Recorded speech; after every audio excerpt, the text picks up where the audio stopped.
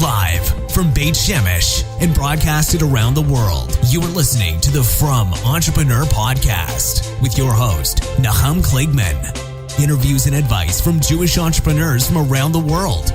Listen, learn, be Matzliach.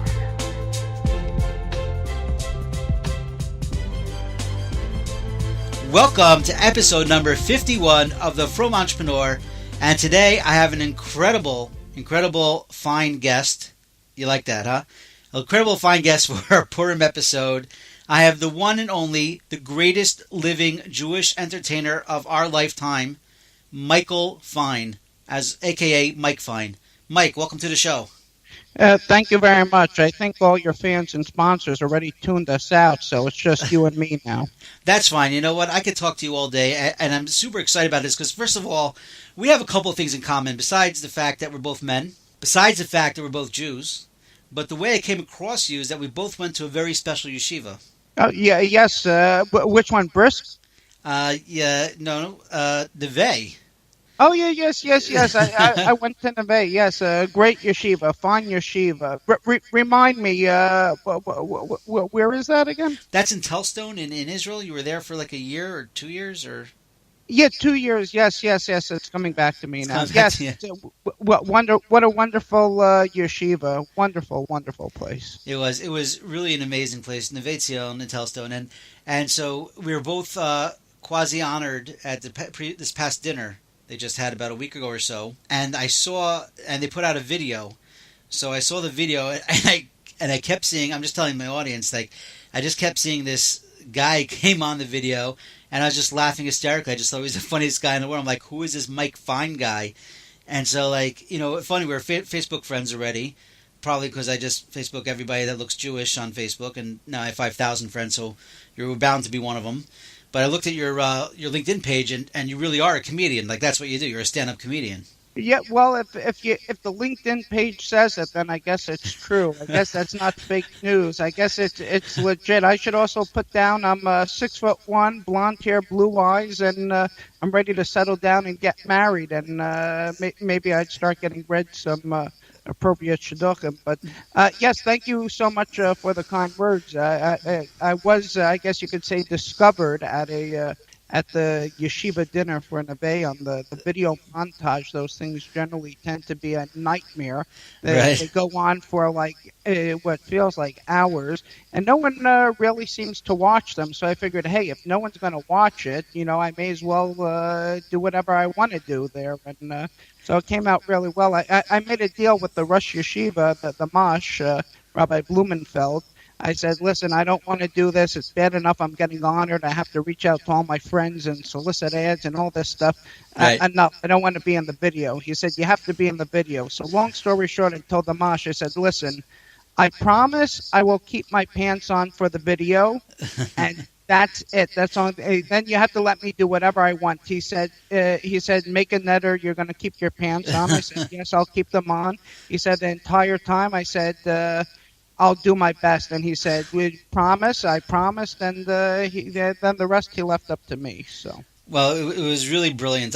You were at the dinner itself? Yes, I was at the dinner. It was it really brought tears to my eyes. It was so beautiful. I could not stop bawling. The way they set up the shmorg, they had the shawarma right there when you walked in. And you see, what's interesting, they cut up these small little pitas to put the shawarma in, but I ripped a waffle off. I think it was actually part of the display, and I put together my own shawarma and everything. It was really mamish beautiful. Because in the past years, they would just have like these little food trays coming around with maybe like the cocktail franks you get in Costco. But here they actually had a very nice bread. Kapanash really went nice. I can't even imagine. It must have been at least like almost $30 a head that cost them for each of us. But it was beautiful. It was mamish beautiful. Yeah, I heard it was one of the most successful dinners in years, and I'm sure that's largely due to you being one of the honorees and you're coming to the dinner.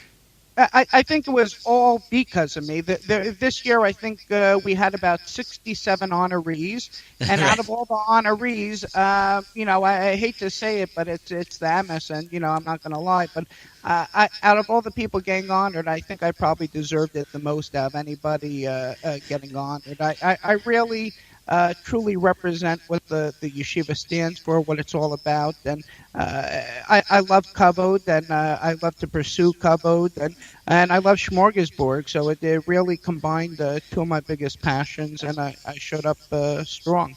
I mean, it's amazing to say. I mean, being most deserving, I definitely hear you're up there. I mean, but you have people like Rav David Slavin Shlita who was honored at this dinner, and I know is probably close. He's probably a close second to you, I assume.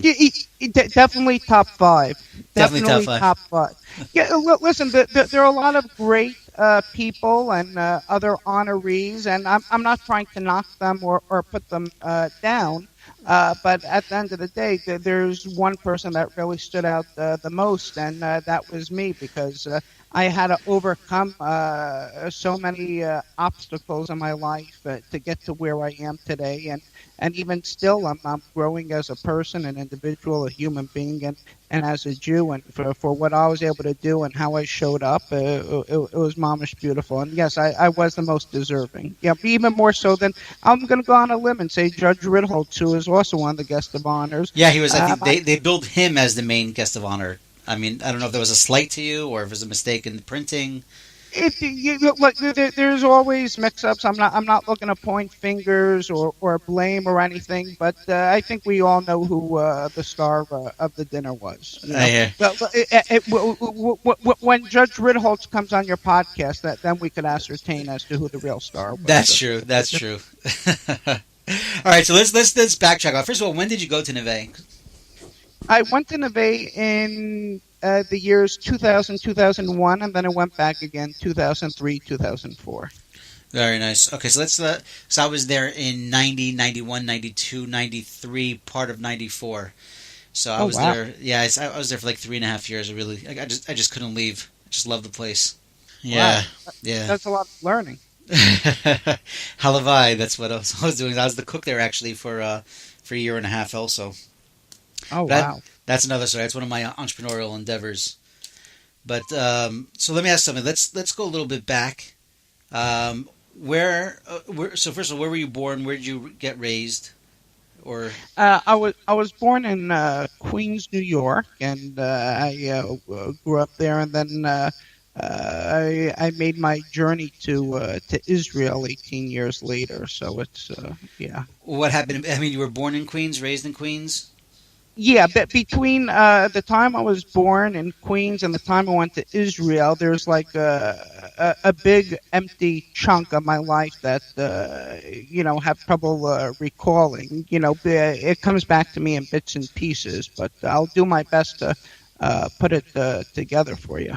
All right, well, you went to yeshiva? You went to school? Where? Yeah, I went to many different yeshivas. It was difficult. It was like a smorgasbord of yeshivas you tried out. Oh yeah.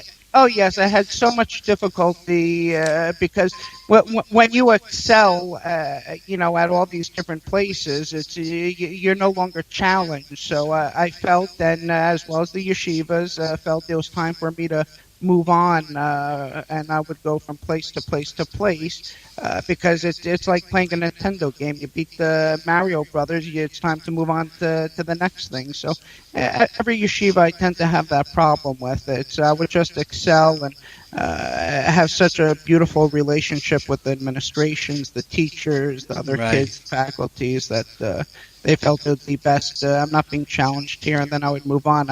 I started at Tiferes Moshe, and that lasted about, I would say, the whole year, which was actually pretty impressive. And then that was kindergarten, right, everyone? Yeah. My mother still remembers getting phone calls. She would get phone calls all the time, wishing her, giving her Menachem Abel because I'd come in with excuses about how my father died, my grandfather died, my grandma. Everyone was dying in the family. It was such a tragic family because like I wouldn't show up or I'd get out of stuff or whatever. I had a problem with them there. They asked me to leave, and then I went to YCQ, and that I lasted 4 years over there, which was that's pretty good. Yeah, for 4 years isn't bad. That's not too shabby. Yeah, for 4 years I did Yeshiva Center of Queens. Then it was time for me to move on after the fourth grade. I felt I fulfilled whatever I needed to fulfill there. My journey was done, and it was time for me to move on to Yeshiva Torres Chaim at South Shore. It's so it was nice. time for the. Yeah, oh, beautiful. I actually love that place. That was a wonderful yeshiva, Rabbi Kamenetsky, Rabbi Hertzberg. They learned so much from me over there, and Baruch Hashem, they're still learning and growing and recovering from my time there.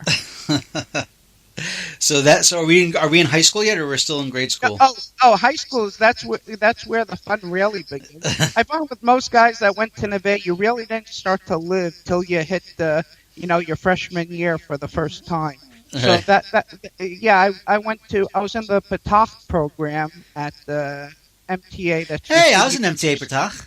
Oh, you were in the Patach program? Yeah, I was there for about 6 months till I got kicked out.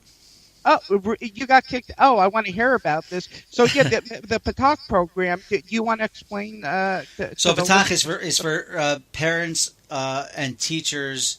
Was it for almost all children? I used to call it. All children. I used to call almost all children. That's a nice way of saying for high functioning individuals. That's it's like one step above I don't know, high lifeline or whatever. It's like a high functioning kids. It's like if you could spell your name, it's like you're already at the head of the class over there. So right. it turns out I was there for 9th, 10th, and 11th grade. And, you lasted way longer than I did. Oh, well, yeah, that's only 6 months, but I got kicked out my senior year. They were actually asked to leave, I believe is the right word, with the assistance of Burn Security. But why did you get kicked out? Oh, wow. I don't know if that's... with too much kavana? Yeah, that's what... Now, truth is, there was a bunch of things. But I don't want to get into too great of detail because I've, thousands of listeners all around the world who probably has no interest in hearing about my personal life story and challenges. But I think the main thing that I got kicked out for was I cut school one day, went into the city with a couple of friends, and I got busted. And they didn't like that too much. And I guess that was on top of a few other things. But whatever. Yeah. That was all in the past. And I mean, truth is, I went to JC for 2 years before that. Oh, okay. But I was sort of asked to leave there as well. Oh, it's actually funny. I could tell you the only time I ever had to sue someone in small claims court for a performance or an agent, it was involved with something connected to those people over there. But we're not going to mention anyone's names on radio. So. No, definitely not. Not on this podcast. This is the Frum Entrepreneur. Oh, okay. We have the other podcast, the non-Frum Entrepreneur podcast. That's where we go into those type of details. Okay, beautiful. So maybe you'll come back and be on the Non-Frum Entrepreneur podcast. Oh, is this only from people listening? I do have a couple of guys out of Tijuana that for some reason they're really into this. I don't know why, but yeah. So they could be from. I'm not sure exactly, but I would say the large majority are from people. Oh, okay, beautiful. Let's hope they'll stay from after listening to this. In case your listeners don't realize at this point yet, you invited me on to show you what can happen to their kids if they go off the derech. Exactly. That's why I was brought here. They're never going to complain about yeshiva tuitions again after listening to me for God knows how long over there. Now, there's no better way to bring, Jews back to Judaism than featuring me on your show over there, showing them what can happen. Right. This is what happens if you don't take school seriously, or if the school doesn't take you seriously. Of course. All right, so let's go. So we're in high school. We're in high school yet? We got through Yeah, high school. I got kicked out of senior year of high school, And then what MTA. happened? Oh, okay. It was a long story with them, but the short of it is that no other school would take me as a result of getting kicked out of my senior year. Never Wow, touched what a a drug in chutzpah! my life. I What was a very chutzpah! wealthy. Yeah, it was crazy. It's I you can't know, believe people weren't lining up. well, it's that's the MS, right? That's you would think, but Yeah. it turns out that I went to Neveh. They came around, they scouted me out, and it's like, how many schools were you kicked out of? Four. Four? Okay, I guess we'll make the exception. We'll let you win. It's usually five's the cutoff, but so it turns out I went there, and the rest is history. Amazing. So, so first of all, when did this? Let's get into the comedy stuff because I'm really interested in that, and how that works in terms of the business aspects. Obviously, because it's still an entrepreneurial show. Yeah. Obviously, we could talk, probably for hours about our Neveh experiences and stuff, but I want to keep this, interesting to more than just our fellow Neveh guys. But so comedy. Were you always? I assume that you were the wise guy in class, and that probably got you into a lot of trouble through the years. But when did you say, "Hey, I want to maybe do this as a business"? By the way, it's actually very interesting. Well, first of all, I was born with this brilliant talent, with this tremendous talent I have. I really excel at what I do. Don't let this podcast fool you. I'm very good at this. Believe it or not, the comedy actually helped me survive in yeshiva and in school as a result of my ability to make the teachers laugh. They knew I had no capacity whatsoever to pass a single test, but they would allow me to write jokes at like the bottom of the test because, just to show some sort of effort. And the teachers would actually give me like a 10 or a 20 as opposed to like a 0. That's honest. Yeah. So like it would encourage me. And then when I was 16 years old, I paid a shiva call to a rabbi from elementary school.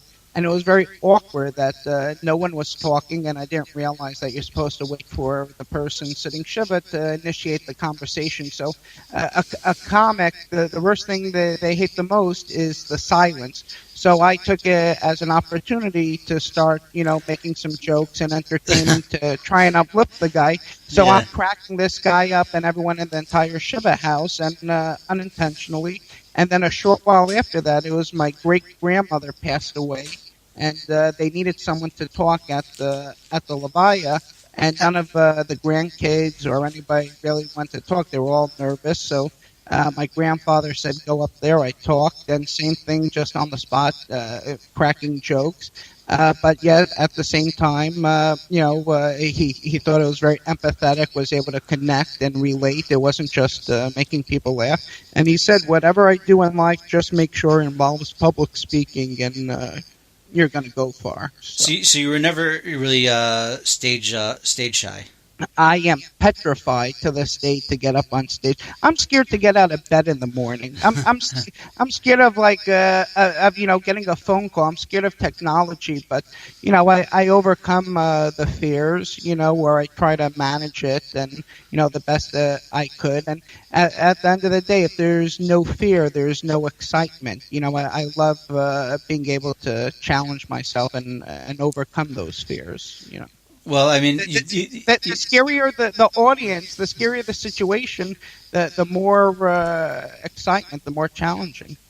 Jerry Seinfeld had a line, and just because you were talking about levayas and speaking at them, he said that more people, they're scared of speaking publicly than they are of death itself. Of death itself, right? So that the people that speak at the levaya would rather be in the coffin.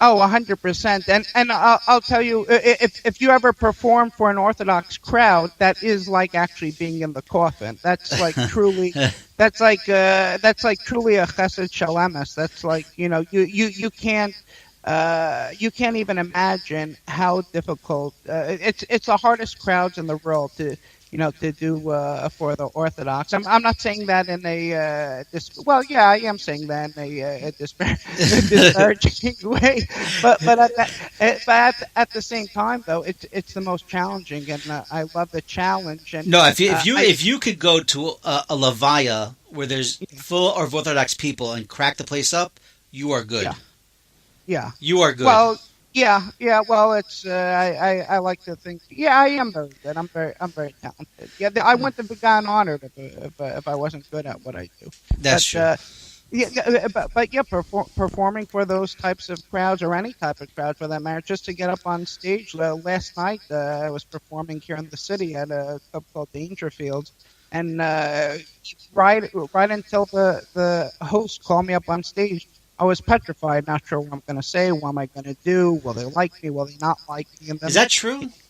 oh yeah, yeah, but confidence comes from like knowing your material, knowing your stuff is funny, and I know my material is good. I know everything I write, I believe is good. It's been tested before, but you can have the best material in the world, and if the audience does not like you, it's not going to. You can't sell the stuff. They're not going to buy it. So it's really you're scared about, are they going to like you as the performer, more so than the material. At least that's how I look at it. So when did you start actually performing actual stand-up? What age did you start doing that? So when I came back from Israel, college wasn't for no school was for me really. So I did one semester of KKK, Kingsborough Community College, and that didn't go over too well. Right. So there's currently a famous comedian now by the name of Lisa Lampanelli, and before she started, making it big, she gave a course at the Learning Annex, which is a 6-week course how to break into comedy. So I remembered what my grandfather said about doing something with public speaking, and I figured, what, I'll give it a try. And lo and behold, the teacher told me, she said, you got the gift. If for nothing else, you have the voice for comedy. So she said, pursue it. And I kept on pursuing it. 100 times I wanted to quit the profession. But Wait, so this is your real voice? yeah, this is my real. Who would fake a voice like this? A comedian. Yeah, it's not like disparaging. No. God forbid. This is the Frum Entrepreneur podcast. We don't disparage here. I sound like Lipa Schmelzer on here. Look at this. Yeah. Have you ever done a duet with him? I actually just recently performed with Lipa. It was my dream to always perform with Lipa, and now I could die tomorrow because I performed with him last Sunday night for the Purim extravaganza at the Westside Institutional Synagogue, and we collaborated on a niggin together, and it was a huge success. Beautiful. So you've really been doing stand up for about 10 years now or so. No, for longer, 15, 16. About 15, 16 years. And, on top of the performing, I have the opportunity to start writing for a lot of people, a lot of celebrities, a lot of other performers before they go on television or radio or live performances. I work with politicians, companies, a lot of ad agencies I've worked for. Feel free to drop some names. Like what have been some of your experiences with people my audience would have heard of?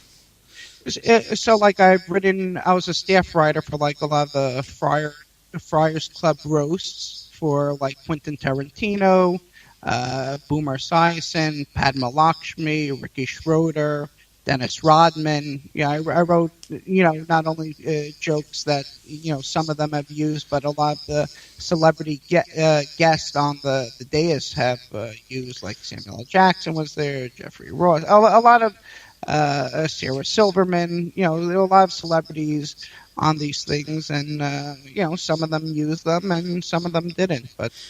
So actually, how does it work? I was always interested. Like, if you're doing writing, so do you actually get paid per joke, or if it's used, do you sit in a room with other writers and discuss? Like, do you get how does it work? Someone's they're doing a roasting. They call you up and they say, "Hey, Mike, come down. We're having a meeting." And then you just guys, like, how does it work? Do you just start writing together? Do you just submit stuff?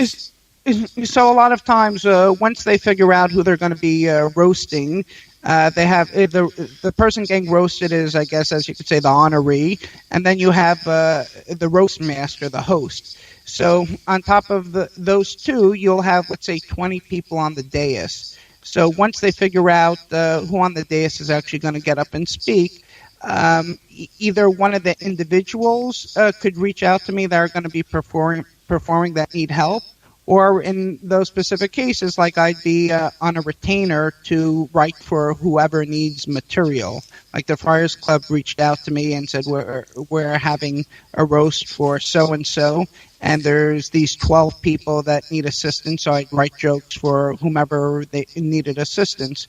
But then there were instances where someone approached me on the side and said, I need a little extra help, or could you work with me specifically? And I would do that as well. So. And you help train them on the delivery as well? Yeah, it's actually interesting. It's a lot of like, you can't teach someone to be a performer, or to teach them like cadence or timing. That's usually comes with years and years of practice, or you could have that natural ability. So a lot of times I teach them certain techniques on where to pause, how to punctuate a joke. How to, if the joke doesn't go over well, how to, look for something to add on, or something to extract a laugh if the thing backfires on you. So like there's a lot of technical stuff that you are able to teach people that could help aid them if they don't have those natural abilities. And you said that you get it paid on, you put on a retainer. So is that like they hire you for a month and they just pay you for the month, or how does it work in terms of the business side of things? Just in case any audience wants to ever become a stand-up comedian, it's just very interesting to know, how does the business side of things work? So for every case, it's different. Like here's a perfect example for like a roast. I had an agent reach out to me and said a big CEO of a bank, his son is getting bar mitzvahed, and they wanted to do something special for his bar mitzvah. So they figured we're going to throw him a roast. A 13-year-old boy, they're throwing a roast. They have absolutely no concept of what a roast is. This poor boy, Neveh. Oh, my gosh. His two siblings, his brother that got bar mitzvah 2 years ago, they flew in the entire United Manchester professional soccer team, and they paid like 6 Knicks players to show up to walk around and schmooze with this kid. And this poor kid gets Mike Fine to roast him in their duplex apartment. You could tell who's not the favorite kid. So what ends up happening, the agent, of course, wants to make his money and says, oh, I have this great comedian, this great writer. Oh, he could write a customized roast for your son in like 2 days, no problem. So it turns out like when working with like celebrities or these other performers, normally you get 5 weeks, 6 weeks, and you have many different drafts. They could take the material, they could try it out, and in a club perhaps. But so for this certain scenario, on top of being a performer, which I get X amount, then you have like you didn't mention what X amount was. You missed over that. Yeah, because it varies. It varies significantly depending on when, where, for whom. Because how much preparation is involved. If you want me to show up on a Tuesday at 2 p.m. to perform at a corporate event versus on a weekend. Right. But so for this poor kid for the bar mitzvah, they had me show up to this duplex penthouse apartment. It's like a $30-40 million apartment. They have me waiting in their PlayStation room till they finish dinner over there. And I'm going over material that I spent literally the past 48 hours writing material. I didn't even eat a single thing. While I was walking over to this gig, I didn't eat in 2 days. I started chewing an apple. I didn't even have enough energy to swallow. Like, that's how drained I was. So basically, the point I'm trying to say is that when they pay me to show up and perform, it's not that you're just showing up for a half hour, 45 minutes to perform. The amount of preparation, work, and everything involved with it is insane. Right. And there's also very few comedians that are capable of. One day I could be performing in a biker rally in South Dakota, and then the next day I could be performing for a bunch of Hasidim in Muncie, for like a B&H holiday party, basically. And you want to make sure that you don't cross your material between the two. Oh, 100%.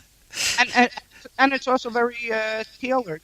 There's nothing worse than you see a comedian in one venue, and then he goes to another venue and does the exact same thing, word for word, verbatim. It's Wasn't that how all the big guys do it? I mean, yeah, when you go on the big guys, when they go on a tour, whether it's Seinfeld or Robin Williams back in the day, I would assume the material is 90. Well, actually, Robin Williams, he was just genius. He probably just came up with his new show like an hour before, but I would assume they have a routine that's 90% the same, whatever city they're performing in. Yeah, for the most part, yeah, they're very strict. They stick to that script, and it works for them. Also, a lot of them have writers helping them out. Well, when you make it big, you have people like me, assisting or hired to, send you in jokes if you're going to. Like I just recently had someone say they were going on television.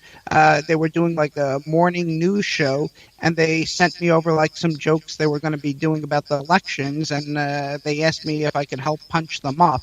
So for something like that, is different than if, I'm the actual performer going out there to perform original material versus if I'm going to be giving it to someone else to perform. What do you prefer? Do you prefer to write or do you prefer to perform yourself? They both have their rewards and challenges. It's actually interesting as a writer.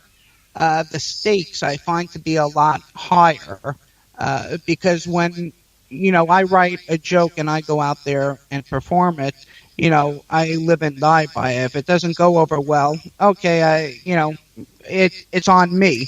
But Right. if you write a joke and someone goes out there and it bombs, it's like really awkward. It's like it's your fault that other person's experiencing pain. So a lot of people tend to be more selective. Generally, I've seen this with writers. They're more selective, and they'll keep like the better stuff for themselves. But yet they'll give something that it could go over well or possibly not. They'll give that out to other people, and the other person could live or die by it. So it's I'm like the opposite. I'm actually even more conservative and more sensitive with the material I'll give out to other people, just because it's so in that aspect I actually enjoy that because the stakes are higher and it's watching someone else up there doing it. Right. And I guess you get a lot of hana seeing someone perform and getting an awesome reaction to it. There's to a no joke better. you wrote. It's I don't have any kids, but it's like the same thing, like if you have a kid out there and they perform or sit apart, you get pleasure out of watching, that's your creation, that's your offspring, and it's the same thing with jokes. They're all your little babies, and to see someone else derive pleasure and benefit from that, it's no better feeling in the world. But when I actually go out and do the joke and perform, it's great. It's very one-dimensional, though. It's you get the laugh and then bam, you're on to the next joke. But something very tailored, specific for a person, or like a sketch video I write for someone, or they use it for their marketing campaign, and it goes over well. It's a hit. I love it. So, what was one of your biggest performances that you've done to date? The Neveh dinner. Yeah, the Neveh video montage dinner. That was my. That was it. That was peaking. Yeah, I peaked it. Well, yeah, I guess you could say I peaked. It's all downhill from here. I'm on your podcast, right? What next? Am I going to be in like Yeshiva World News, like commenting on like the people Hasidim getting arrested or something? Right. what was my greatest? That's a great question. Well, I just recently did a tribute performance for a very dear friend of mine, Max Alexander, a brilliant, brilliant comedian whose brother, coincidentally, was a Neveh alumni, Rabbi Drelich, who was one of the honorees this year. And Huh. he's a rabbi at the SAR Yeshiva in Riverdale. So his brother Max, a phenomenal performer, tremendous entertainer, and he passed away just recently. Oh. And we did a tribute for him by the Friars Club last week, and a lot of big name talent came out, and Elaine Boozler, Judy Gold, Julio Iglesias sent in a clip, Judd Apatow, a lot of other celebrities sent in stuff, Anne Margaret, and it was a beautiful event, and so it was moving, it was funny, and it was very warm, and just a very special, Very nice.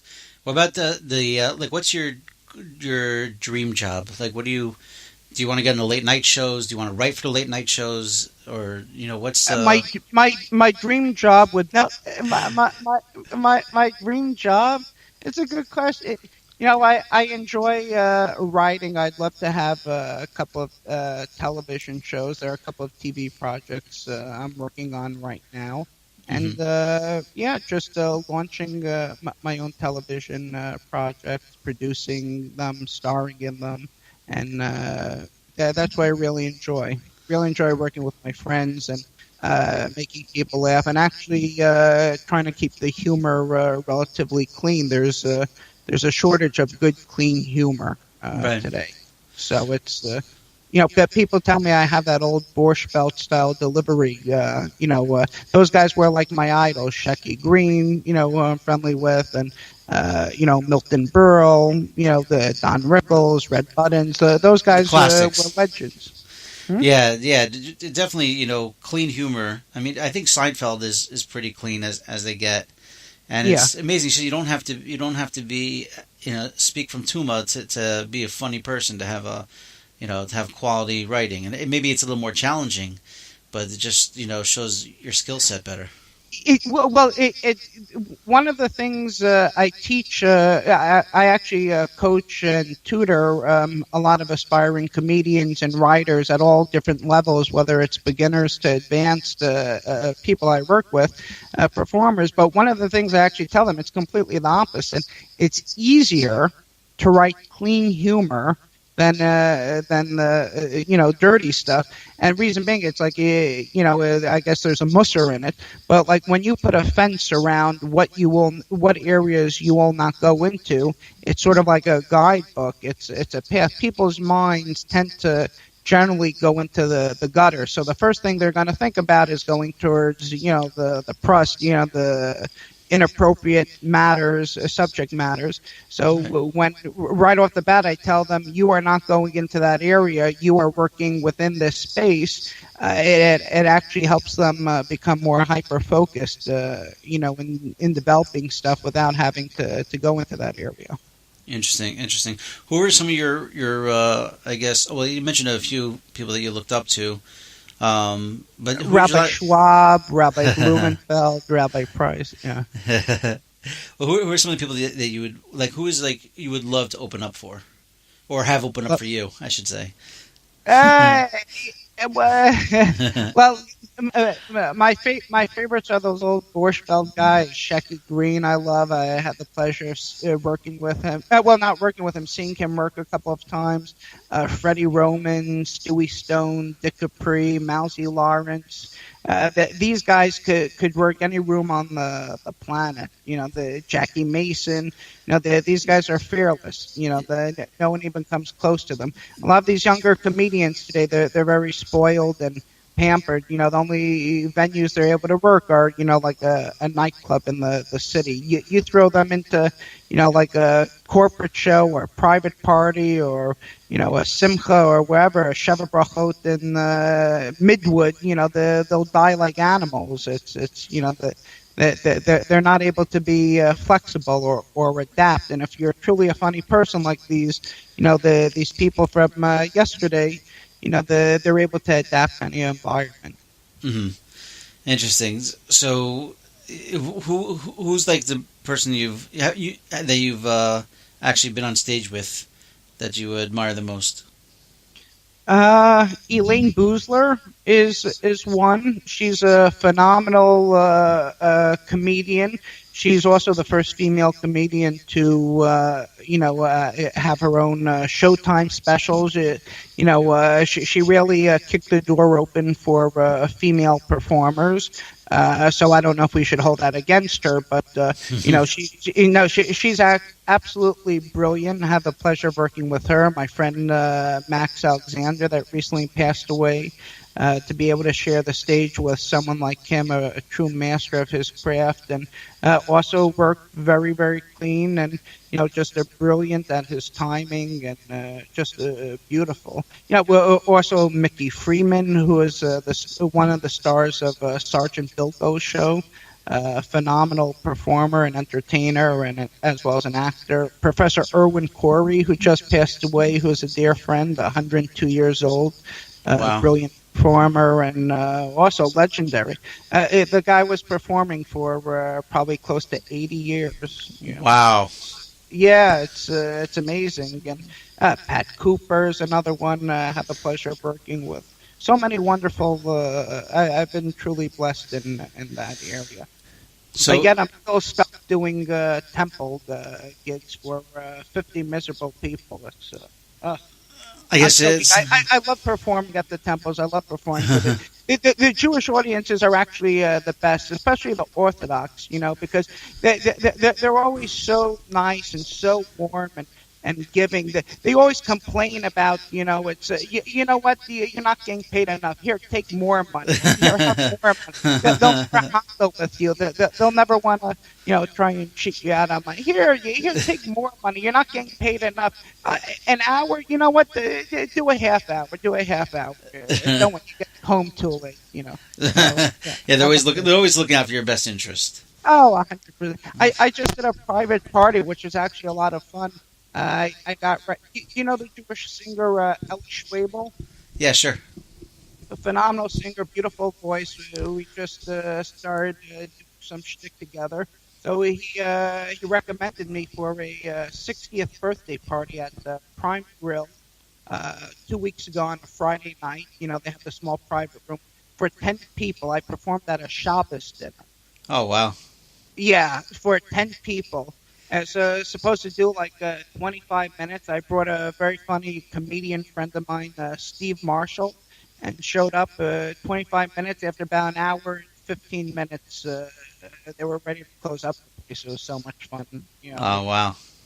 Yeah, it was great, beautiful. I never performed at Shabbos day. So beautiful. So where do you live now? You still live in Queens? Upper West Side of Manhattan. Upper West Side.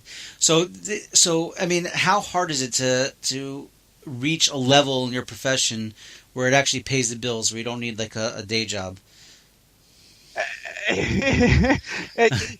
You could be a lawyer today and you still can't pay the bills. Oh my gosh, That's true. Right. Being a comedian, paying the. It's crazy. You could be Jerry Seinfeld, worth $1 billion. You're worth $1 billion. Your show's in syndication. You're worth $1 billion, and people will still come up to him and be like, "So, what else do you do?" Seriously, what's your fallback job? Do you have anything else to fall back on? Seriously, when it's like you talk to Italians, you tell them you're a comedian. It's like, oh, well, where you're performing next? That's great. You tell a Jew you're a comedian. It's like, so seriously, could you make a living? That's the difference. So it's. I knew we were going to get there. At what point could you make a living? Could you? So you make a living. I could have four. I could be a brain surgeon and an engineer and a God knows what else. Right? I still probably won't be able to pay yeshiva tuitions. What make a living? Thank God it's I've been able to build a name for myself in the business and starting to get consistent bookings in the areas I'm looking for. And it took me a long time because it's, I worked mostly as a performer before, and then mostly as a writer, and now I combined the two and been writing a lot for myself and tailored stuff for corporate events and private stuff and doing consulting. And within the past 2 3 years, I was really able to carve out that specialty of being able to really tailor an act for any specific client. There's so few of us that are able to do that. Thankfully I'm able to stand out now and get business. So. Excellent. Now you told me also that you learn every day. Does you find that learning actually helps you with your spiels? Learning actually hurts you. It's the absolute worst thing you could ever do. Learning's the biggest mistake, but I still. Oh no! Learning actually does help. But when people work for themselves and you're an independent contractor, one of the most challenging things is to how to organize your time and find structure to your day and give yourself a set seder.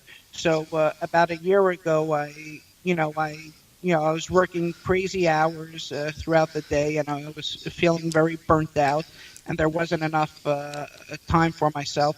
So I just needed a breather, and coincidentally, I started learning in the West Side Kollel with the Rabbi Melman of Ohav Shalom, and we have a set seder with there's one other bacher in the shir. He'd probably not want me to mention his name because he's on the market. Oh yeah, no, I hear that. Yes, so I don't want to hurt his chances, but really great. You can message me afterwards if you want details. He's a learner and an earner, but it turns out that the learning actually gave me some structure, and coincidentally, the second I started learning. The way the Yetzer Hara works is all the opportunities in the world start pouring in. The second you say, I'm not going to perform on Shabbos, okay, we have this audition for late night television this Friday night. There's no better way to get big bookings or move ahead in the business than to say, you know what, I'm going to keep 100% Shabbos now. I'm going to be Shom Torah mitzvos. That's exactly how things work. Yeah. Right. So basically, you see a lot of goyim with Gemaras nowadays. Opening them up, hoping to get more comedic business. Gemaras. Well, you said once you open up the Gemara, once you start learning, then all the opportunities. Yeah.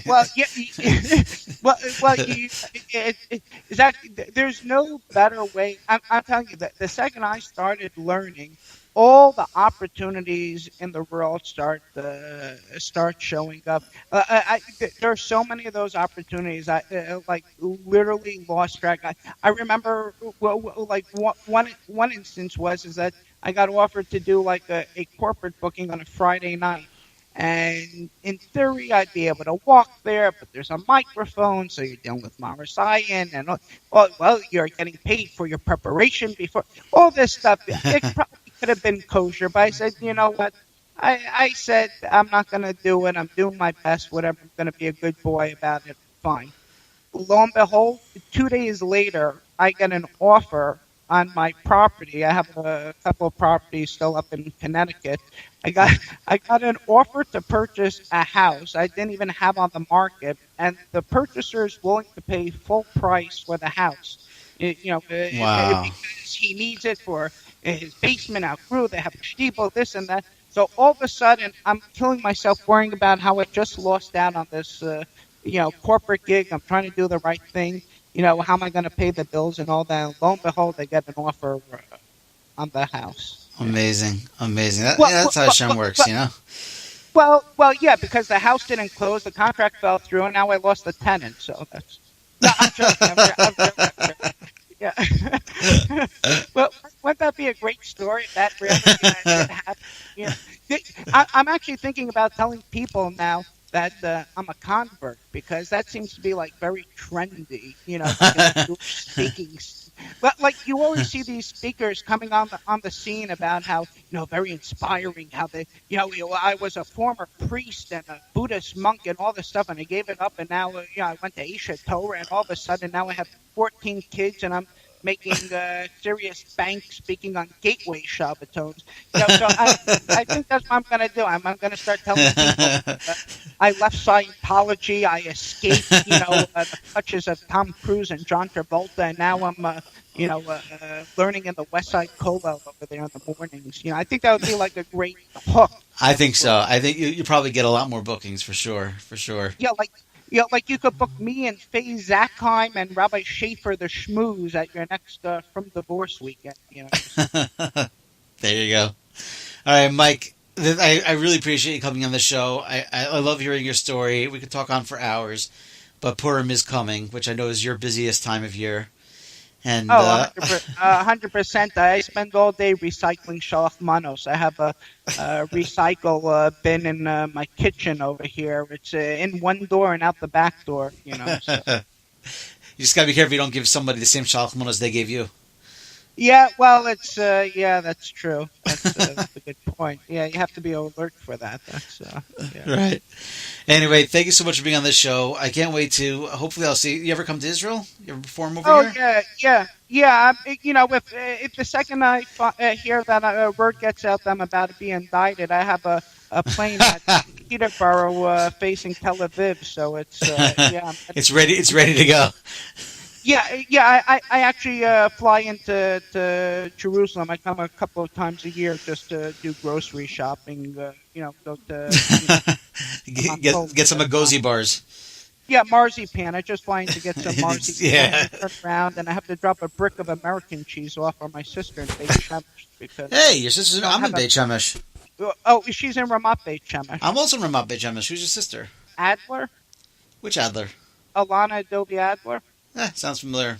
Yeah. It's funny. Yeah, so you're going to be here. So next time you come, we're going to have to get coffee together or lunch. Oh, God willing. Amir Hashem, I definitely look forward to that. You know what? You come for lunch, and I'll let you pay for it. Could we put it on the calendar right now? You're coming in when you're coming in? No, absolutely no way. Well, she still has ketchup right now, so it's as long as they still have the Heinz ketchup, there's no need. I actually bought the tickets to Israel. I have like 22 of them left to use. They had remember when El had yeah. club? Yes, you bought like tickets were $1.99 like on El when they had the flub. I bought like 20 of them, and I felt like such a sucker because I saw on Dan's deals you could get tickets for 49 cents, but you stopped over in Kiev for like 6 weeks. So it was at the time everything right, but I'm going to try and use up some credit card points and miles on my Delta card over there to try and get there soon. So awesome. So when you do, we're definitely going to get together. And I thank you again so much for coming on the show, and it was really great hearing your story. Once a Neveh guy, always a Neveh guy. So technically we're brothers, and I really appreciate hearing your story, and I look forward to hearing more great things about you. And not just from you. And if people want to find out more, or look me up, MikeFineComedy.com, and I'm on the YouTube, the Facebook, the whole nine. So you got it. I'll link to it in the podcast notes. Beautiful. Have a Freilichen Purim. Freilichen Purim. Thank you for listening to the Frum Entrepreneur Podcast with Nachum Kligman. We hope you learned something valuable and will share this with your friends. For show notes, archives of previous episodes, and more information to help you start and grow your business, please visit our website, www.frumentrepreneur.com. Listen, learn, be Matzliach.